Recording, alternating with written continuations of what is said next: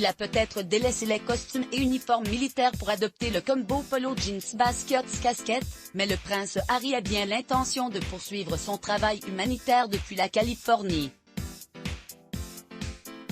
Invité star du populaire Late Late Show de son ami et compatriote expatrié James Corden, le duc de Sussex s'est prêté au jeu de l'interview décontractée et humoristique le temps d'un épisode diffusé le 25 février 2021.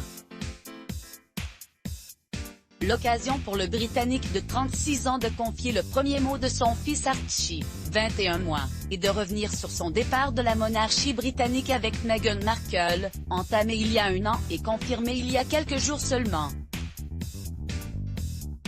À lire aussi pour le prince Harry, il n'a jamais été question de partir à proprement parler, il s'agissait de prendre du recul plutôt que de démissionner. C'était un environnement vraiment difficile comme beaucoup de gens l'ont vu je pense. Nous savons tous comment peut être la presse anglaise.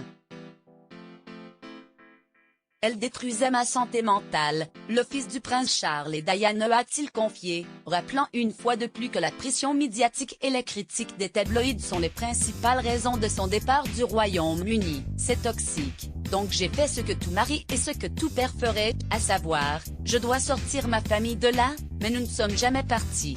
Bien qu'il ait été contraint de laisser derrière lui ses patronages royaux et titres honorifiques, dont ses rôles militaires auxquels il tenait tant, le duc de Sussex entend bien maintenir son engagement humanitaire loin de la couronne et ce, grâce à sa nouvelle fondation Archie's-Well.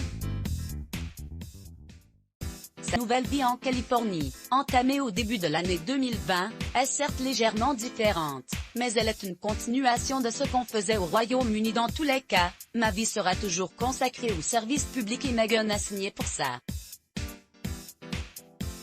Et nous aimons faire ça tous les deux, essayer d'apporter de la compassion, de rendre les gens heureux et essayer de changer le monde, à notre petite échelle, le frère du prince William a-t-il ajouté, lors de cette interview à bord d'un bus à 2 étages.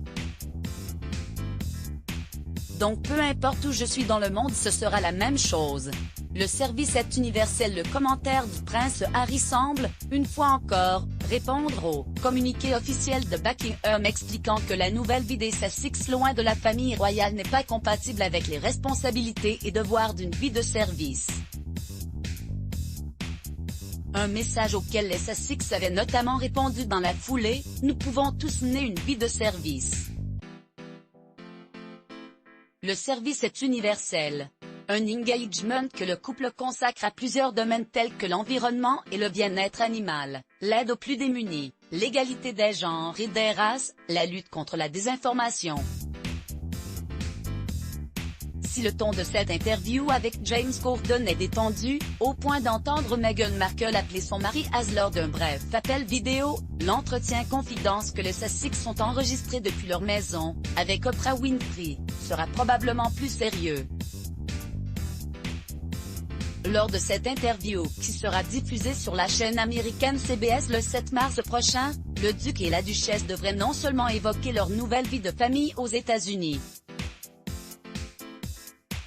l'arrivée de leur deuxième enfant et leur projet avec Netflix et Spotify, mais également revenir sur le mégot et leur relation désormais délicate avec le reste de la famille royale. Let's block ADS. Why?